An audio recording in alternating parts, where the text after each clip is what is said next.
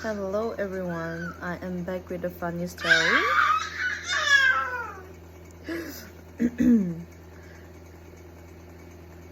Ngasi muka husband wife gini ko. Nupi se ko magi nupi na magi nupa bu hai hai. Nuksi pa. Ibani lohong dringai dedi nang na gifts gumba jewelry gumba ko yamna poche atang ba pibne ko hai hai. Magi nupa na hoi adu kri to we hai ba hai hai. Aduga magi nupina adu luhongba matungdadi nang krigi pitabra hai hai aduga ko magi nupana khume hai adu for example